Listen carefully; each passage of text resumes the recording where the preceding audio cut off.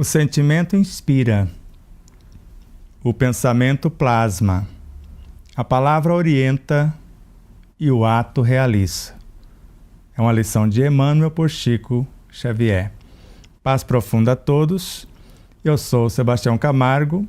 Começa agora mais um programa, O Despertar da Consciência, o ensino universal dos Espíritos.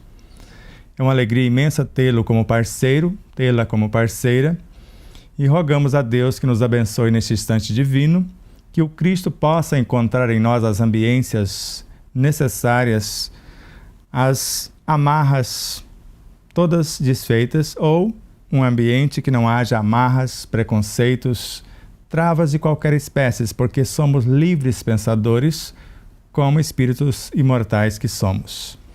Conforme prometemos, hoje está conosco a médica Mayra Souza, cirurgiã vascular, e agora parece estar fazendo cirurgias morais também. Daqui a pouco ela vai falar para nós. Então, gratidão profunda pela sua presença, Mayra, e que os nossos telespectadores possam, em sintonia mais harmônica possível, receber a sua mensagem como estudiosa dos ensinos universais que somos, ou como estudiosa ou como estudiosos que somos, possamos trocar ideias acerca da medicina acadêmica, da medicina espiritual, por que não? Seja bem-vinda. Gratidão. Eu que agradeço a oportunidade de estar aqui hoje. Então, quem era a Mayra antes de conhecer o Despertar da Consciência, que traz uma ideia, porque nós estudamos no projeto Despertar da Consciência nada mais, nada menos do que o ensino universal dos Espíritos.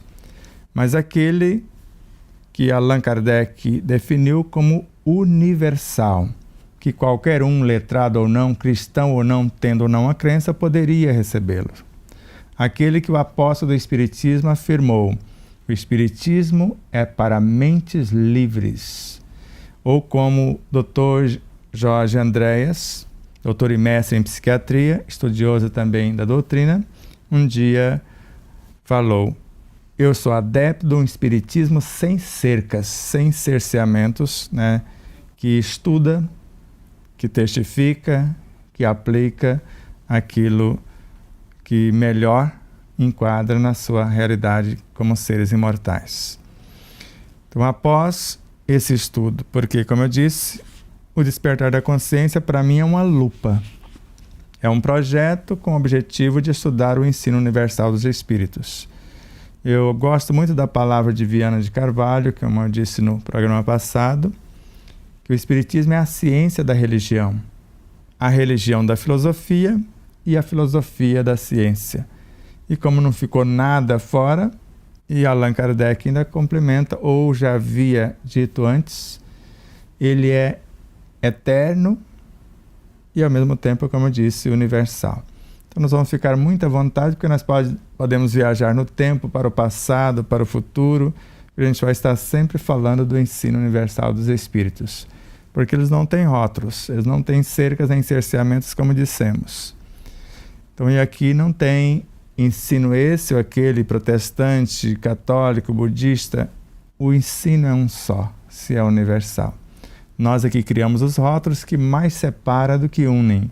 E quando desaparecem os rótulos e ficam somente o amor, com a função de compreender, a justiça com a função de corrigir e a caridade com a função de iluminar a consciência para que ela possa libertar-se da própria ignorância e dos seus tormentos, é essa a doutrina que sintetiza a lei de amor, justiça e caridade na sua maior pureza. Eu já tenho 27 anos de formada, 29 anos que estou nesta área, cirurgia vascular. E assim, muitos pacientes me procuram com dores severas na alma, são sofredores crônicos. E depois do despertar da consciência, eu comecei a ficar mais sensível a esses sofrimentos dessas pessoas. Muitos dos meus pacientes, assim, foi bom você ter falado sobre essa questão, porque muitos dos meus pacientes não têm, assim, uma religião definida. Muitos são protestantes, muitos são católicos, alguns nem acreditam em Deus. Mas são sofredores crônicos. Eu tenho pacientes, e isso que me tocou, assim, que me fez começar a aplicar essa dieta, da qual eu quero falar hoje, que eles são sofredores crônicos e tem uns que têm feridas, úlceras nas pernas, úlceras venosas, úlceras linfáticas, com evolução de 20, de 30, até de 40 anos de evolução. Então eu comecei a me questionar o que leva uma pessoa a manter uma úlcera, né, um sofrimento, uma dor intensa durante 30, 40 anos convivendo com aquela dor. Né? A pessoa vive em função daquela ferida, em função daquela dor. E às vezes a vida dela a vida dela e da família passa toda a girar em volta daquilo. Então tem muitos pacientes que já estão assim classificados como falência de tratamento. Não existe mais nada que a gente possa fazer por ele. Então a gente fica empurrando com a barriga, fica dando medicação, remédio de dor, curativos e não tem melhora nenhuma. Nenhuma. E eu trabalho no Hospital Universitário de Sergipe e aí eu comecei a fazer uma nova proposta de tratamento para os pacientes através da mudança de comportamento. Porque muitos pacientes vêm para mim e contam realmente o que vem na alma deles. E aí eu tinha que devolver para eles algo que pudesse mudar a realidade deles. Então quando o paciente chega para mim, a primeira coisa que eu pergunto para ele é no que ele crê. Se ele crê na vida após a morte, se ele crê em energia, se ele crê em Deus. Quando ele não crê em Deus ou em nada, pelo menos em energia ele crê. E aí eu tento, e assim, mesmo os pacientes com o nível intelectual mais baixo, eles conseguem compreender o conceito de energia. Então eu explico que quando os físicos penetraram na menor partícula existente, tentaram dissecar as células, as moléculas, os átomos, né, chegaram nas partículas subatômicas, chegou um momento que eles chegaram no vácuo quântico. Esse vácuo quântico, que inicialmente os cientistas classificaram como nada ou como um vazio, na realidade era preenchido de energia pura, uma energia de alta vibração. Essa energia ela permeia tudo que existe na natureza, então assim a matéria sólida não existe e ao mesmo tempo ela está em todo o espaço fora e todo o espaço dentro de nós. Então tudo está permeado por essa energia. E essa energia foi classificada, ou pode ser denominada como a própria energia divina, ou o próprio Deus, ou tudo, todo, ou energia mesmo pura, dependendo da crença de cada um. Então, a partir desse entendimento, aí eu explico para eles sobre o poder que essa energia tem de plasmar, a plasticidade que essa energia tem de modificar a realidade que a gente vive. E aí eu mostro para eles uma tabelinha, que eu vou pedir para o Anderson colocar, a tabelinha de Hawkins. David Hawkins foi um médico da década de 60, 70, que colocou essa tabela e ele mediu a energia de cada substância. Então ele começou primeiro a medir a energia da matéria neutra e depois ele começou a medir a energia da classificação da vibração que cada ser humano emite. Então a gente tem que entender o seguinte, por exemplo, cada pessoa vibra um determinado sentimento, uma determinada energia. Então, na tabela, a gente observa, a tabela está na tela, você observa assim, que 200 MHz, 250 MHz é a energia neutra. Quer dizer que a neutralidade, a matéria neutra, o planeta Terra vibra mais ou menos nesse padrão, nessa energia. Se uma pessoa está sintonizada, por exemplo, na raiva, ela vai estar numa energia em torno de 150 MHz. Se ela está sintonizada na tristeza, na mágoa, na culpa, ela vai estar abaixo de 100 MHz. Uma pessoa que está vibrando na culpa, na apatia, ela está em 30, 20 MHz. Então, assim, quando uma pessoa está nessa situação, ela está tão sem energia que ela não consegue nem levantar da cama, não consegue fazer as atividades normais. Ela está em depressão profunda. Muitas vezes está doente, com doenças graves, terminais, ou às vezes até pensando em se matar. Porque ela está sem energia para se manter conectada na energia planetária, do planeta Terra. Quando a pessoa começa... Então, assim, o que a pessoa precisa para sair dessa situação? É o que eu proponho para os meus pacientes. Para você elevar a sua energia, você precisa mudar a sua sintonia. Então, assim, por exemplo, se você está ligado, por exemplo, numa rádio 110, você não vai ouvir a 88.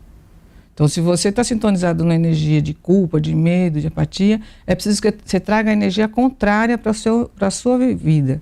Então, se a pessoa traz medo, ela tem que trazer a coragem. Se ela traz a dor, a raiva, o ódio, ela tem que trazer o amor para a vida dela. E eu explico que essa energia, ela só se alimenta de amor. E só o amor pode curar todas essas dores. Então, quando você está numa energia, por exemplo, de tristeza, você tem que trazer aquela energia de paz, de alegria, de amor, que está acima de 500 MHz para o seu universo, para que você consiga sair e mudar essa conexão. Aí, a seguir, eu explico para o paciente do que é feito o corpo humano, porque como cada um tem uma fé, um entendimento, aí eu mostro o corpo. Aí o Anderson vai colocar agora a imagem.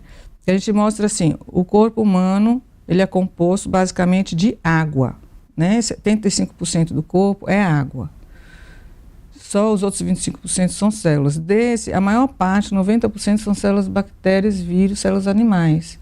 Só 10% das células são realmente, das trilhões, 100 trilhões de células que a gente tem, realmente são células humanas. Então, o que mantém o corpo unido? É isso que eu pergunto para o paciente. O que você acha que mantém? Porque se o nosso corpo é feito de água, bactérias e vírus e algumas células humanas, o que nos mantém vivos, andando, consciente? Qual é essa energia? Né? Seria a consciência, pode chamar de espírito, pode chamar de alma. Sem essa animação, não há como o corpo sobreviver. Então, no momento que a pessoa morre, essa alma, esse espírito, essa consciência segue viagem, porque a energia nunca morre, a energia só transmuta. E aquele corpo, que também é energia, volta para a natureza, aquela água, aquelas bactérias, aquelas células, que foram emprestadas para a experiência na carne. E aí eu deixo para o paciente explicando que aquela energia pura, ela nunca vai se disseminar. Então a vida é eterna. E como o nosso corpo, ele é formado de 75% de água, né, o cérebro mesmo, os pulmões, o pulmão chega a 86% de água. Então, assim, o que faz com que essa energia, qual a importância desta água no nosso equilíbrio energético? Aí eu mostro para eles, eu peço para eles assistirem aquele vídeo do Masaru Emoto, que foi um médico japonês que estudou durante vários anos a água, e aí ele mostra o que os pensamentos, os sentimentos, as emoções fazem com a plasticidade desta água, que é um meio de condução eletromagnética do nosso corpo. E aí a gente tem algumas imagens que a gente vai mostrar agora, mostrando a molécula de água. Então, quando a água da mesma fonte, quando é vibrado no ódio, ela é totalmente deformada, o cristal da água, são cristais, e quando é o amor, é um cristal belíssimo. Na próxima, palavras positivas, cristais bem formados, palavras negativas, cristais mal formados. Né? Uma sinfonia de Mozart, aquela música de John Lennon, Imagine. Você vê a formação do cristal, né? Uma água que vive numa vibração de amor, a formação do cristal. Né? Agora, se você... a situação de briga, né? de irritação, aí a água já é mal formada. Né? Uma energia da paz, de gratidão, é uma cristal bem formada, é um cristal da água, que foi estudado, essas fotos foram feitas por microscopia eletrônica por Masaru Emoto, que foi esse médico japonês. Aqui, ó, palavras de prece, né? Antes da prece, ou então uma água na vibração de um discurso de Hitler, né? Uma água de um rio poluído em cima. Embaixo, a gente vê, depois da prece, ou então um rio cristalino, ou palavras de amor. Aqui dá bem visível para qualquer pessoa, independente de credo, independente da fé, que a energia, ela é verdadeira, ela existe e pode plasmar, pode plastificar, pode imprimir na molécula de água uma característica física que você pode fotografar e ver, entendeu? E se faz isso com a água, imagina o que faz com o corpo humano, com o nosso corpo, que é feito 75% de água. Então, a partir daí, eu proponho para o meu paciente uma dieta.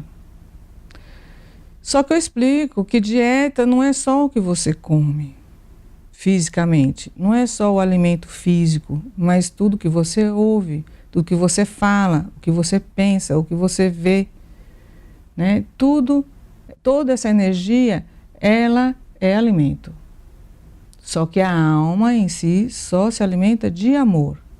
E nós estamos aqui nesse planeta, nesse corpo material, que é temporário, para experienciar os outros sentimentos e transformar esses sentimentos em amor.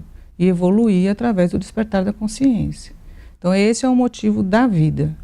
É o sentido da vida que eu tento passar para eles.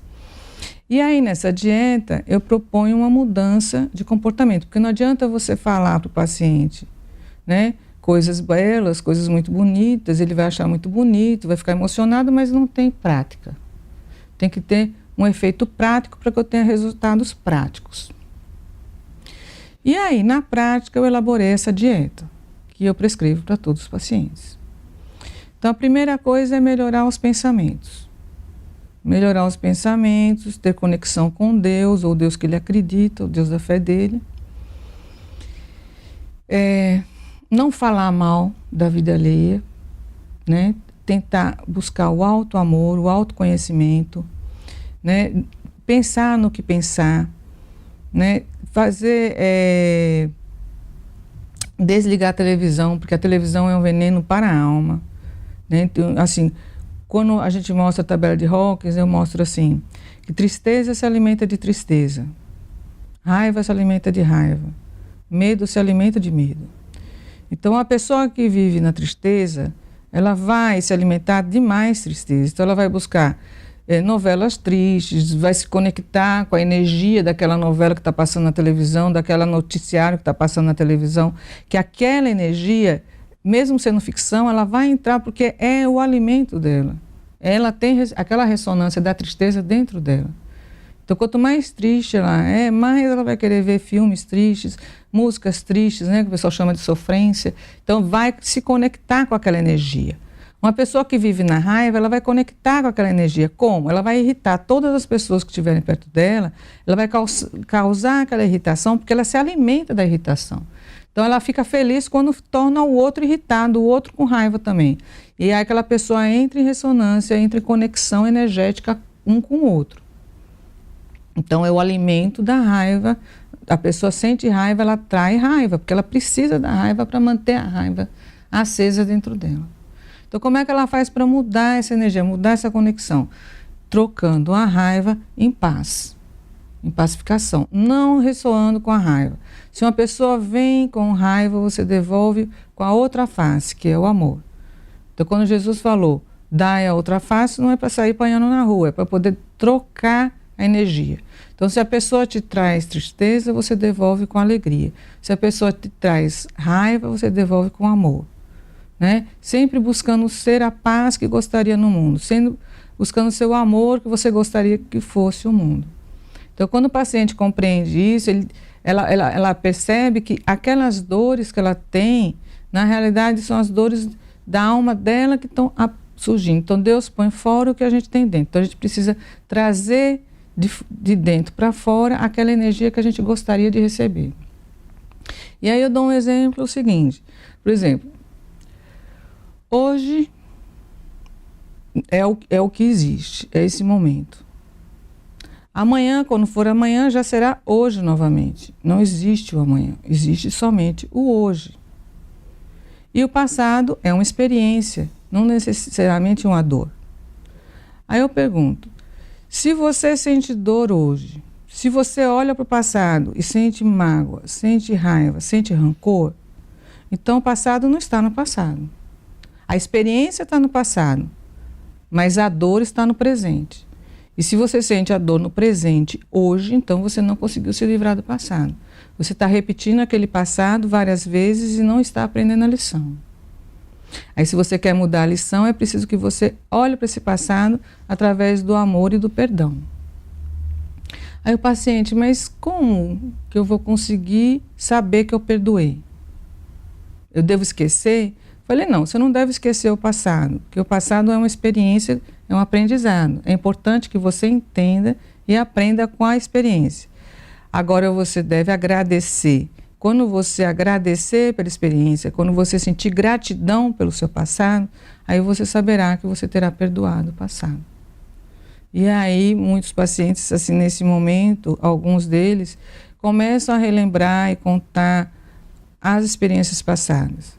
Eu falei, mas se você tem ódio, se você tem rancor da pessoa que te irrita, que te causou mágoa e ódio, você está... o sentimento está em você, não está nela. É como se você bebesse um veneno e esperasse que o outro morresse. A mágoa e o rancor só faz envenenar a sua própria alma. Então é necessário que você acorde, que você desperte, que você descubra, né, onde está o amor em si, o amor por si. E descobrindo esse amor em si, você consegue encontrar cura. E aí eu tento trazer para o paciente que, assim, ele não é vítima, não existe vítima no universo. Ele criou a realidade dele porque ele escolhe se ele vai ressoar na dor ou no amor. É uma escolha pessoal. Se ele pretende perdoar e amar, ou se ele pretende odiar e guardar a mágoa. E que aquela mágoa está causando aquela dor que ele sente hoje no corpo. Que é como uma energia coagulada. Enquanto essa energia não circular, ele não cura. E aí essa é a parte que eu trago como dieta moral. A mudança moral é a principal parte desse tratamento que eu estou instituindo agora com os pacientes. A seguir eu passo uma dieta alimentar, né? Mas eu acho que a gente podia conversar mais um pouquinho sobre a moral, se você quiser comentar alguma coisa. Eu creio que a partir do que chamou mais atenção para isso foi a partir do capítulo 9, não foi? Quando fala dessas perturbações. Embora o livro inteiro é um tratado de saúde integral. E você também passou pelas frases de Allan Kardec, por exemplo, que se o médico soubesse o valor do magnetismo das palavras, ele curaria os seus pacientes com as palavras. Por isso essa disciplina da sua própria mudança alimentar, a tua própria mudança no pensar, no que pensar, sabendo que os seus sentimentos nobres vai te inspirar nesse novo pensar, que esse pensamento vai plasmar a nova situação, que as suas palavras verbalizadas ou não vai orientar e os seus atos vão concretizar. Então, baseado nessas informações que você lê, que você introjeta, que você reflexiona, que você altera o seu próprio comportamento, eu creio que a dieta foi baseada na sua própria dieta. Porque você não seria nem um pouco inteligente se você recomendasse para o paciente uma coisa que você não estivesse vivendo. E como você está vendo os benefícios na sua própria vida, aí você vai dividir com o outro aquilo que te faz bem. E a própria experiência, usando os seus pensamentos, sentimentos, palavras e atitudes para dialogar com eles, propondo não só essa dieta que aparentemente é física, mas é psíquica, emocional, moral e espiritual também, independente de rótulo. Porque em tese ou em sentido profundo você está falando exatamente do Evangelho, que é força, vibração, transforma em vitalidade ou em vida. Então, quando a pessoa vibra na frequência X, ela está criando a realidade Y. Porque quando nós olhamos para uma ferida, e eu vejo você admirando as feridas, que ferida bonita, que ferida isso, que ferida aquilo. Então, se temos uma ferida no corpo, conforme você leu no capítulo 9 do livro, então o corpo é uma miniatura do universo. ele é uma representação física da nossa própria alma. E se tem uma ferida no físico, é porque a ferida está na própria alma. Agora, conforme você estava falando, o que gerou essa ferida? Mágoa, ressentimento, culpa, frustração, tristeza, desengano, o ódio até, o desejo de vingança, a vaidade. O seu foco é esse. E o que eu achei mais interessante é quando você analisa o paciente como se você estivesse se autoanalisando. Como se o paciente, que não é paciente coisa alguma, que é mais cliente do que paciente, que é muito impaciente, mas quer comprar a cura, a maioria. Então, quando você encontra em você o que você vê no outro, no paciente, fica mais fácil a cura do próprio paciente. Porque se você conserta em você, vai refletir no outro. E não a cura, mas as forças e estímulos. Então vai ficar mais fácil você acordá-lo para essa realidade. Quando a gente tem dificuldade de encontrar em nós, talvez seja mais difícil acordar no outro. E como você já admitiu essa possibilidade de estar olhando para si mesmo, eu creio que a partir dessa análise mais acurada é que você propôs a receita, a dieta fisiopsíquica, moral e espiritual, que você vai começar a apresentar agora para nós mais detalhadamente, e depois nós vamos abrir, pelo menos no final desse programa, para perguntas. Mas o telespectador pode ficar tranquilos, todos eles podem ficar tranquilos, os telespectadores, porque o que não der para responder hoje, nós vamos gravar um outro programa que você vai responder dia 8 desse mês ainda, no mês que vem agora, dezembro. E depois, se ainda tiver perguntas, você vai gravar mais um programa que vai ao ar dia 22. Então, o telespectador pode ficar tranquilo, pode enviar nas perguntas. Os nossos irmãos que estão na retaguarda, tanto o Anderson quanto a Vilma, a Marília, o Luiz, estão atentos, César Ayala, para fazer os prints, o que não responder nesse programa, para ficar para os próximos, porque os próximos vão ser gravados, você já não vai estar aqui fisicamente para fazer ao vivo, como nós estamos fazendo hoje, mas não terá prejuízo, até porque depois você ainda pode continuar respondendo, porque de acordo com as perguntas a gente vai repassando para você, e de acordo com as suas respostas a gente vai reprisando aqui também. Certo. Então, aí, a partir desse momento em que o paciente entende que a dor física dele, aquela ferida materializada naquele corpo, nada mais é do que o efeito de uma causa espiritual. É como uma energia que coagulou ali naquela perna, naquela úlcera. E alguns eu mostro que aquela úlcera, na realidade, ela não é um castigo, ela é uma professora, que ela está ali presente para mostrar para ele ou para ela a dor que ela traz na alma. E enquanto ela não mudar, se você não muda as suas atitudes, você só colhe os mesmos frutos. Se você quer colher novos frutos, é preciso ter um novo plantio, né? Uma nova conduta, né? E aí, o paciente entendendo essa parte, a gente passa para outra parte, que é a parte da alimentar. Porque como a pessoa muitas vezes está vibrando numa energia muito baixa, abaixo de 100 MHz, assim, uma energia da tristeza, da depressão, muitos estão pensando em suicídio. Então é muito difícil você sair dessa energia sozinho, sem trazer uma nova energia para si. Como a gente mostra a questão da água, uma das questões é a água mesmo. Quando for beber a água, internalizar o que você deseja que aquela água faça para você e transforme essa água em alimento, em medicamento. Coloca essa água como um elixir capaz de curar a sua própria alma, o seu próprio corpo, trazendo uma nova energia para você. Essa é a primeira proposta. A outra proposta é não fumar. Vamos parar, deixa só para dar um exemplo prático para eles Certo. aqui. Então, o que ela está falando? Para você pegar na água, você pode olhar para a água, desejando que ela se transforme no medicamento ou no mais potente alimento. Mas agora já com sentimentos de amor, de gratidão, de alegria, ou seja, do que você gostaria que tornasse realidade na própria vida. E como nós vimos as moléculas de água com o médico cientista Masaru Emoto, então, de acordo com o que a pessoa vai pensando, e se tiver dificuldade de pensar, você pode colocar frases, que o professor Masaru Emoto também colocou, a frase harmonia, gentileza, delicadeza, no seu próprio filtro, como a Mayra põe no dela, trouxe até para colocar no nosso.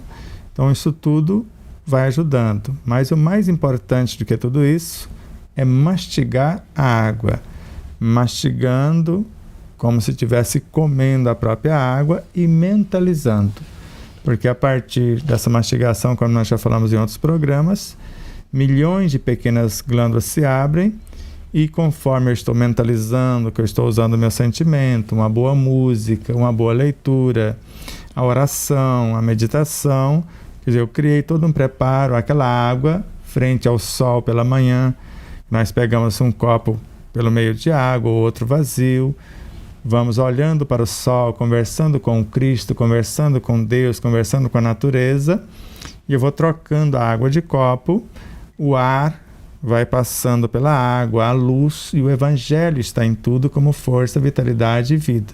Se eu estou imantando a minha água, é todo um processo por meio do qual eu estou não só dialogando com essa água, conforme você disse, mais de 70% do nosso corpo é água, então eu estou conversando com toda a água do meu corpo e com toda a água do planeta ou até do universo. E se eu estou conversando, se num único átomo tem tudo que existe na Terra, se nessa gota d'água ou nesse copo d'água tudo que existe na natureza, eu estou carreando a natureza para dentro da água, e se eu estou pensando, está vindo para a minha mente, a mente se expressa através do corpo perispiritual e traz para o corpo biológico. Ou seja, de dentro para fora eu estou trazendo a realidade e de fora para dentro eu vou levar algo a mais através da água que está sendo magnetizada. Certo. Então, aí seguindo, eu tenho muitos pacientes que fumam. Muito. Então, assim, é uma das causas da doença vascular, é o tabagismo. Então, assim, o tabagismo, o alcoolismo, o refrigerante, aí eu vou fazer um adendo, porque tem muitas mães que dizem que amam os filhos, mas dão refrigerante para os filhos de forma inconsciente, sem saber que estão dando veneno. E às vezes até sabe que está dando veneno, mas acha, porque só um pouquinho não faz mal.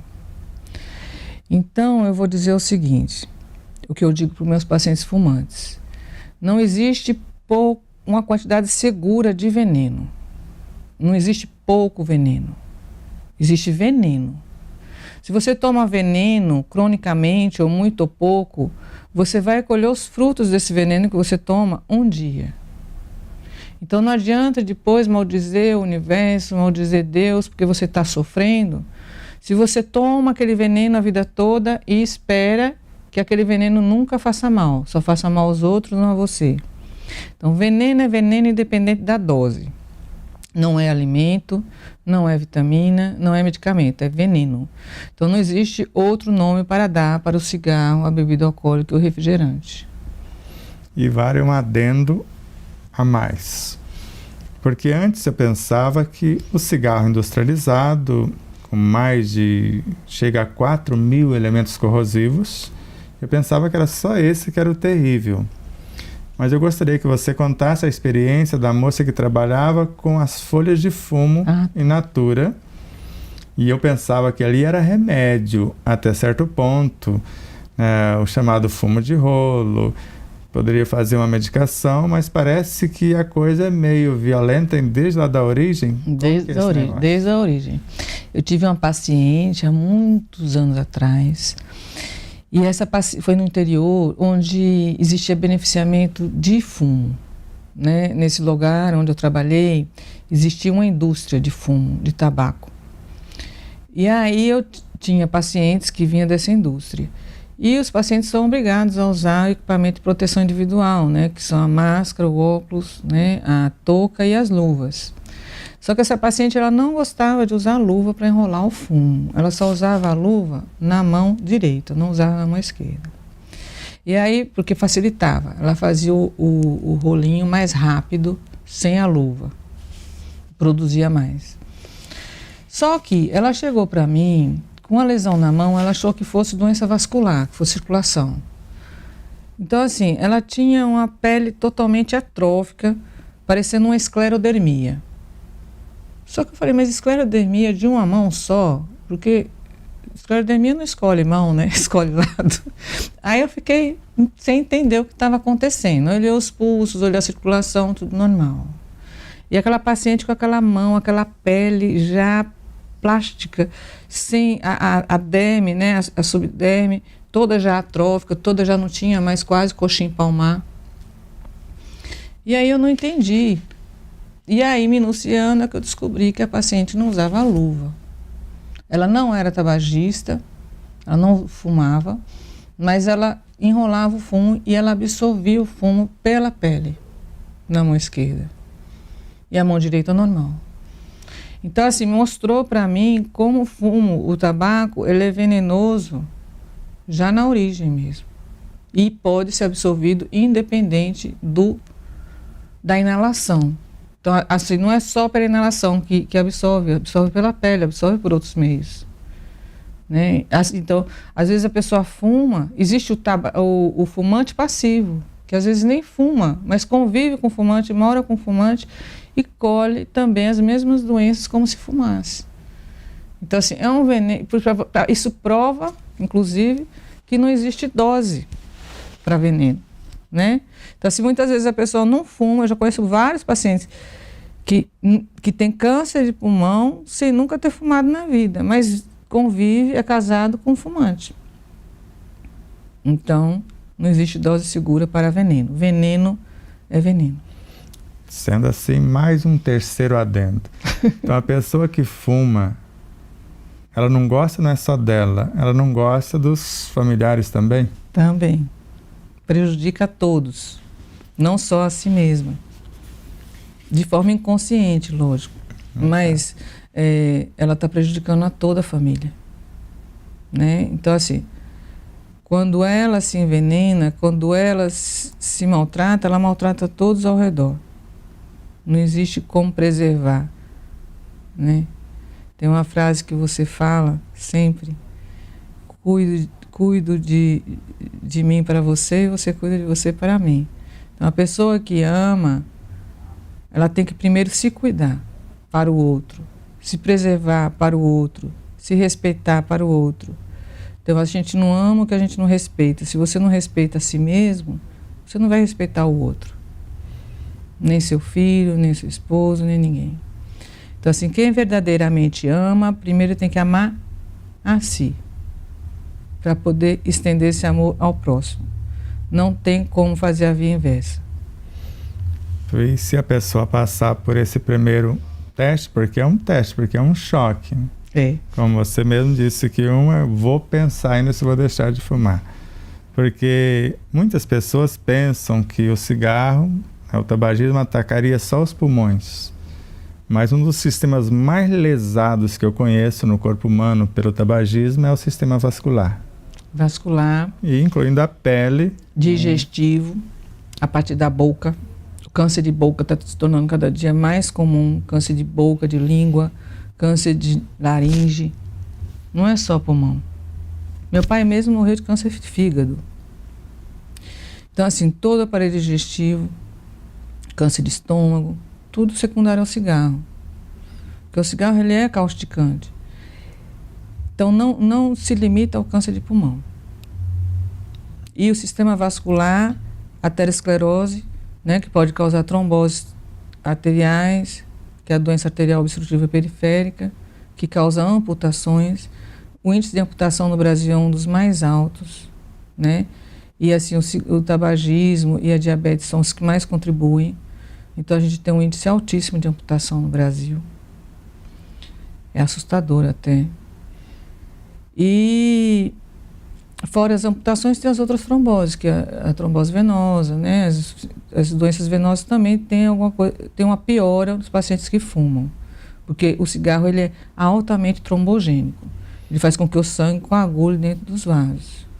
Parece que ultimamente a gente tem tido pelo menos uma notícia mais agradável a esse respeito. Parece que diminuiu bastante o uso de refrigerantes e o tabagismo parece que está em queda também. Eu tenho observado isso assim na nova geração, sabe? Os pacientes meus abaixo de 20 anos, a maioria não fuma. Agora o alcoolismo ainda está bastante presente. Mas assim, o tabagismo realmente está baixando bastante, graças a Deus. E esse eu vou te dar de presente, então, a dica, o porquê do alcoolismo. Porque, basicamente, o nosso corpo, ele necessita de uma boa alimentação, através da qual ele vai extrair a vitalidade que necessita. Que, basicamente, nessa boa alimentação, ele extrairia glicose de alto nível. Não tendo essa boa alimentação, normalmente partimos para as guloseimas. E o fim desse açúcar no sangue, de acordo com Allan Kardec, é transformar em álcool. E se eu não trago nem as guloseimas de qualidade, aí o corpo vai pedir álcool diretamente. E ele não sabe definir se esse álcool é vicioso ou benéfico ao corpo. Então, se a criatura que toma ou está viciada no alcoolismo, se ela aprendesse a chupar uva, por exemplo, conforme Allan Kardec, a uva é basicamente água com açúcar. Rapidamente o açúcar da uva no corpo físico, através da fermentação, se transforma no álcool que o corpo necessita, não desse álcool que vicia o próprio corpo e pode matar o próprio corpo. Então, se a sua recomendação na alimentação, que não é só o que se come, conforme você vai falar, o que se lê, o que se ouve, etc. Então, passou pelo teste do cigarro, depois você vai recomendar também o álcool, né, que se diminua ou se suspenda totalmente. Como que é a sequência do enredo aí? Então, aí eu vou pedir para Anderson botar o pratinho, Anderson. Aí eu falo para o paciente elaborar uma dieta. Então aqui tem o prato do alimento do paciente. Aí no item 1, o paciente vai colocar cores nesse prato. Cada cor ela tem um energismo, tem uma vibração, né? Cada alimento, a gente está estudando isso, cada forma, ela tem um trabalho com algum determinado órgão, com algum determinada... Tem as substâncias capazes de corrigir, né, o que a gente precisa no nosso organismo. Então não adianta a pessoa querer tomar vitamina. Vitamina, além de ser cara, ela tem muita coisa química dentro dela. A gente pode até usar os suplementos. Eu uso suplementos em alguns pacientes quando existe deficiência de determinadas substâncias. Mas assim, cronicamente, tudo que você precisa está na feira. E muitos pacientes, por ter ferida, não querem se alimentar do que tem na feira. Aí eu falo, coloque cor no seu prato. Então, metade do que você come, que é o item 1, metade do seu prato vai ser alimentos coloridos. Tomate, então, você toma beterraba, folhas verde escuro, como couve, espinafre, o brócolis. A cor escura, do verde escuro, ele é mais rico em ácido fólico, porque meus pacientes são muito anêmicos. Todas as folhas são boas, não estou discriminando as outras não, mas assim, eu recomendo mais a verde escura por causa da anemia crônica dos meus pacientes, que eles precisam do ácido fólico, da vitamina B para poder corrigir a anemia que eles têm. Mas assim, tem outros alimentos, né, todas as frutas, assim, tudo que for colorido tem que ser contido nesse prato. E assim, não existe discriminação, porque eu não gosto disso, aí come aquilo, não tem problema. Vai na feira, veja o que você gosta e coloque cor nesse prato. Não existe limite para isso. Use a criatividade, né? Pelo menos 2 a 3 legumes coloridos na metade do seu prato. Isso vale para o café da manhã, o almoço e a janta. Como os meus pacientes têm feridas, eu recomendo uma dieta hiperproteica, porque a proteína é a cola que cicatriza. certo? Um paciente com deficiência proteica, ele não cicatriza tanto uma cirurgia quanto não vai cicatrizar uma úlcera crônica, menos ainda. Porque a úlcera, ela consome tudo que a pessoa come de proteína, porque ela precisa da proteína para cicatrizar. Então, a gente precisa dar um aporte maior de proteína, certo? Então, na outra metade do prato, a gente tem o item 2 e 3. No item 2, a gente vai colocar proteína animal.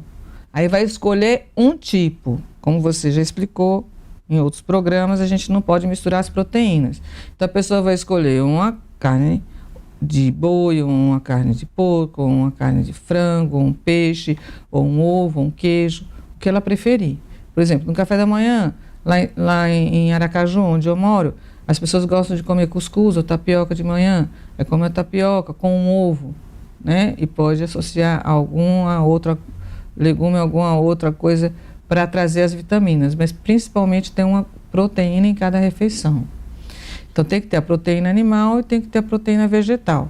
A proteína vegetal pode ser os feijões, né, que germinados multiplica por 5 a quantidade de proteína.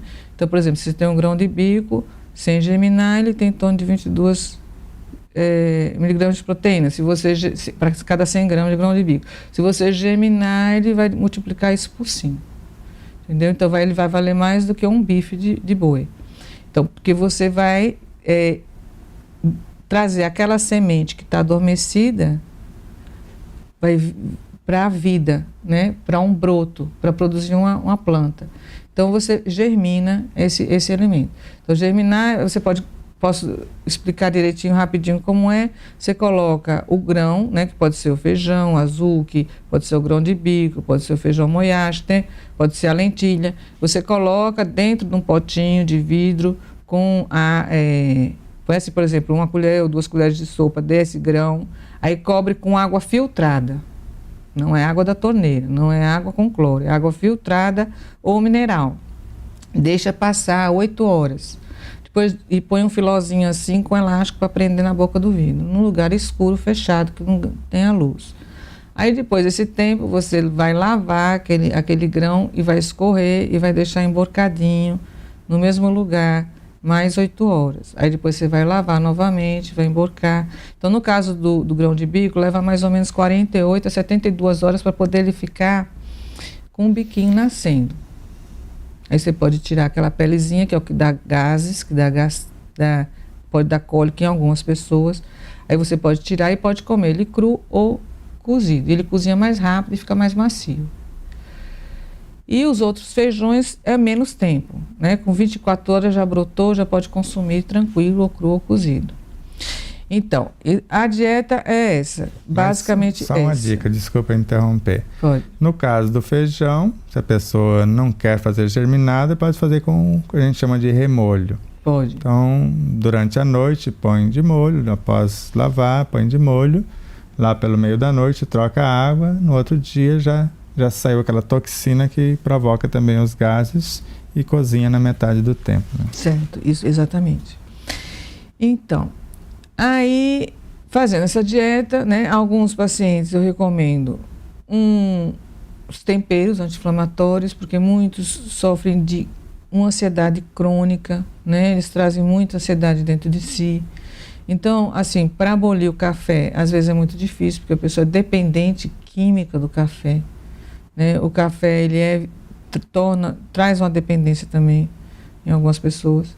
Então, assim, eu peço assim, pelo menos diminua o café. E, de preferência, diminua o açúcar do café. Que é viciante. Que é o açúcar que é mais viciante do que o café. Se puder tomar o café sem açúcar, é o ideal. Na verdade, o que vicia não é o café, é o próprio açúcar. É o açúcar. E muitos pacientes meus são diabéticos. Aí vem uma questão, Sebastião, que talvez você me ajude. Porque meus pacientes diabéticos, assim, eu não prescrevo adoçante nenhum. Porque, assim, o aspartame, ele já é proibido em alguns países por ele ser neurotóxico. Ele causa o Alzheimer, né, causa a doença de Parkinson, que está epidêmica no mundo por causa dos produtos Diet Light. O ciclamato e a sacarina já está comprovado que causa câncer, principalmente o câncer de bexiga e câncer renal. Então, assim, não tem por que o paciente... Aí fala assim, então, a solução para o diabético, qual seria? O estévia. Mas aí o paciente fala, mas estévia é amarga. Eu falei, então é melhor nada, né? Porque se você vai tomar um suco de uma fruta que também não é bom para o diabético, porque se você toma o suco da fruta, você quebra a molécula de glicose, você dissolve ele na água e você vai ter uma absorção mais rápida da glicose no seu corpo. Então, assim, o suco para o diabético não é o ideal. O ideal é que ele chupe a fruta, porque quando ele chupa a fruta, ele também traz para dentro de si as fibras da fruta, traz toda aquela energia da fruta e também vai consumir menos, né? Porque, por exemplo, se você vai fazer um suco de laranja, você vai espremer lá 4, 5 laranjas e o diabético só pode comer até 3 frutas, né, nas 24 horas. Mais do que isso, ele já vai estar descompensando a diabetes dele. Então, assim, eu prefiro que ele tome, se for tomar suco, que faça refresco com água, com uma unidade da fruta e sem açúcar. Aí, se for tomar chá, sem açúcar. Se for tomar café, sem açúcar. Mas aí a pessoa fala, mas é ruim demais. Não é. É hábito.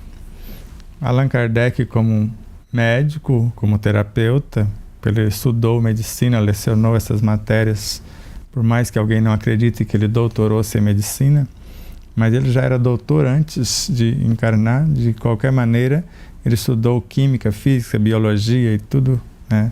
Anatomia, etc. Fisiologia também. E o sabor depende da educação do paladar. Então, se depende da educação do paladar, se educarmos o paladar, vamos ver que tudo tem doce e tudo tem sal. Então, nós podemos diminuir o sal ao mínimo, porque nós necessitamos do mínimo, e o açúcar, basicamente, não precisamos. O açúcar das frutas, o açúcar dos legumes, o próprio os carboidratos, açúcar, o arroz, o macarrão, a batatinha, tudo isso é basicamente açúcares. Então, se educarmos o nosso paladar, mastigando com boa vontade, recebendo o alimento com alegria, então nós vamos tranquilamente, como nós fazemos, não tomamos suco com açúcar, nem chá com açúcar, então tudo o mais natural possível. Então não vai ser difícil. Agora o mais importante é você saber que você está participando da sua cura. E se quer de fato sarar, eu preciso cuidar do que entra e do que sai. O que sai foi recomendado em primeiro lugar. E agora um cuidado extremo com o que entra também. Então, se quer realmente sarar, vale a pena, porque se não fizermos a dieta adequada, nós vamos ter que fazê-la depois de outro formato, porque o corpo vai morrer e eu vou continuar enlouquecido pelo açúcar se eu não educar aqui, e aí eu vou perturbar outras pessoas. Então é melhor que eu faça aqui para não dar trabalho para os outros, nem ser a sanguessuga ou o vampiro que vai vampirizar os outros depois. Então vale sempre o esforço, porque a ajuda espiritual é proporcional ao esforço bem direcionado de cada um. Certo. E voltando para o sal. Então, nesse quesito, eu peço para o paciente usar ou sal marinho, não refinado. Ele é um pouco mais caro, mas é melhor do que o sal refinado. E no lugar do sal, diminuir o sal, porque assim, tem alguns temperos que são anti-inflamatórios. Aí eu peço para o paciente focar nos temperos anti-inflamatórios, porque ele já tem uma inflamação crônica no corpo, então ele tem que trazer aqueles temperos que são medicações. E aí a gente entra na medicação natural, que a gente usa o açafrão da terra, que é um excelente anti-inflamatório, e o paciente pode usar para temperar a carne, para temperar os legumes, né, para temperar várias coisas. Ele pode usar o gengibre em pó, ele pode usar a canela em pó. Quem já comeu minha comida sabe que eu adoro botar gengibre e canela em tudo.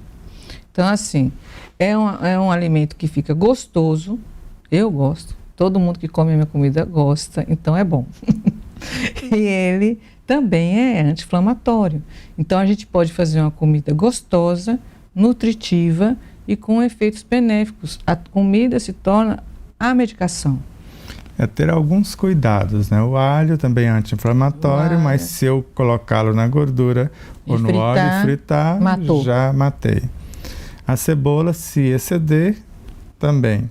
Mas nós vamos colocar primeiro a cebola, depois da cebola o alho, e pode colocar o alho até quase que lá no meio da história. O açafrão nós podemos tomá-lo com água, né, o Puro, pozinho de puro, manhã, ou até colocar jejum. ali polvilhar em cima da comida. Mas quando colocamos ele para fritar lá junto com o óleo, acredito que ele Não. já Qualquer fritura, fritou, já era. Matou. já detona. É, E o azeite, se for usar azeite, o extra virgem até 0,5 não é para fritar. Se quer usar o azeite na comida, usar de 1% acima. Aí pode usar o azeite extra virgem de boa qualidade. Mas o óleo de coco é o que recomendamos, ou a gordura de porco, que a Mayra gosta de comer um porquinho no rolete. Como ela tem dificuldade com o porquinho, então usa o óleo de coco, porque a maioria dos óleos vegetais, infelizmente... a gente usa, assim, a recomendação que eu faço é o óleo de coco mesmo, mas não para fritar, jamais imersão, mesmo no óleo de coco.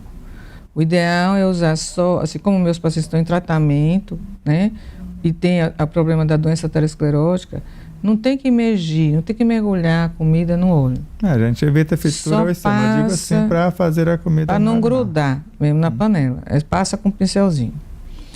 Agora, o azeite de oliva, porque assim, a gente precisa da gordura, né? A gordura ela também ajuda na digestão e na absorção dos alimentos e dos nutrientes que a gente precisa do nosso corpo.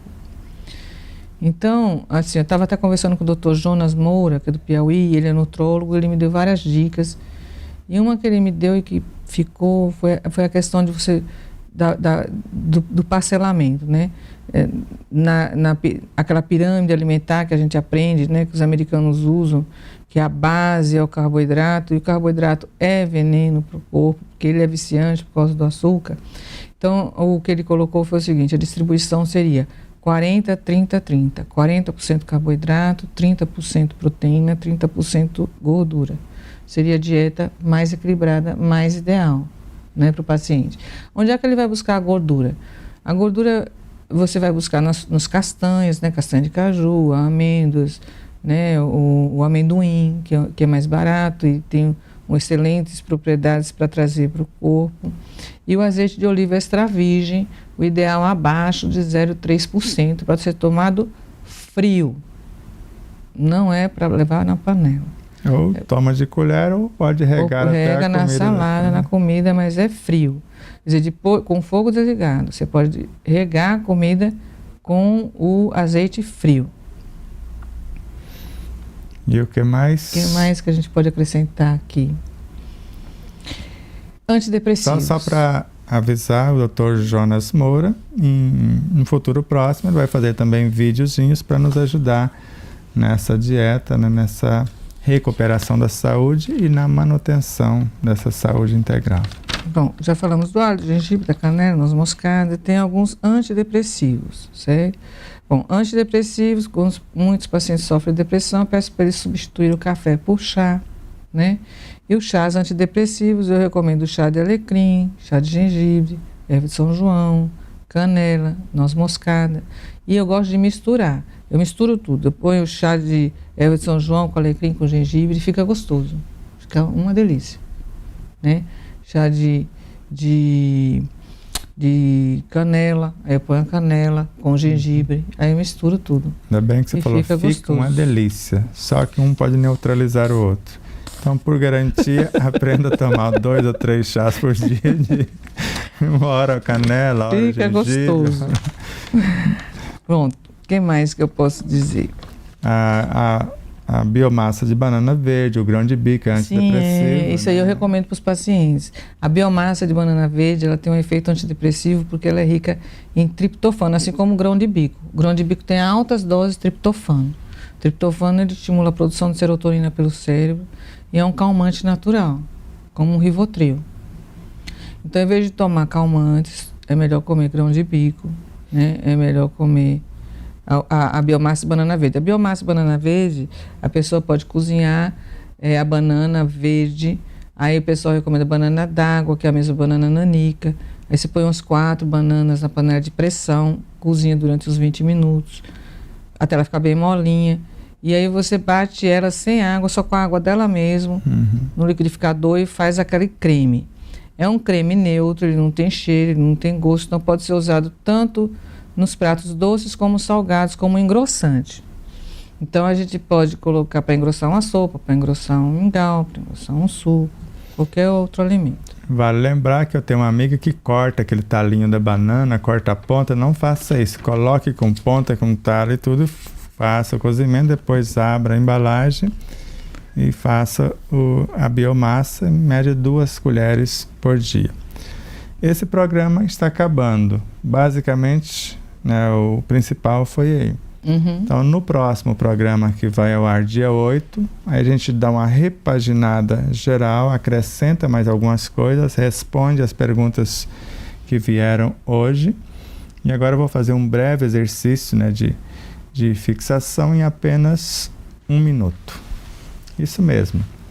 O exercício é de gratidão a você, telespectadora, aos nossos patrocinadores, a Alvorada Veículo, a Matsumoto Imóvel, ao Hotel Del Príncipe, a Pousada Colonial, nas figuras de José Benedito, de Márcio, Bruno e Vanderlei, da Ana Helena Matsumoto. Mas rogamos a Deus, a nosso Mestre Jesus, a todos os agentes da natureza que de alguma forma direta ou indireta fazem parte da força, vitalidade e da vida, que nós chamamos de Evangelho. Ora está no ar, ora está na água, ora está na luz, ou seja, está em tudo. É uma vitalidade que gera e nutre sob a regência de uma lei que organiza e mantém. A nossa gratidão profunda a todos vocês que participaram com perguntas que iremos responder nos programas seguintes. Deus, na sua bondade infinita, vendo em nós a boa vontade, a disciplina, a perseverança, o estudo sobre si mesmo, a oração, a meditação, o esforço para construir o belo, o nobre, o agradável, o feliz, a paz ou tudo que gostaríamos. Então inspire profundamente, desejando a paz, alegria de viver, gratidão pela vida, esperança de melhoras. Deus multiplique milhões de vezes essas benesses para que o ser pacífico, sereno, saudável, feliz possa nascer em nós. Muito obrigado a todos e aguardamos vocês a semana que vem. Semana que vem também estaremos ao vivo. Podemos responder algumas perguntas, mas as perguntas direcionadas para esse programa vai ser respondido no programa do dia 8 e do dia 22 de dezembro. Grande abraço e até lá.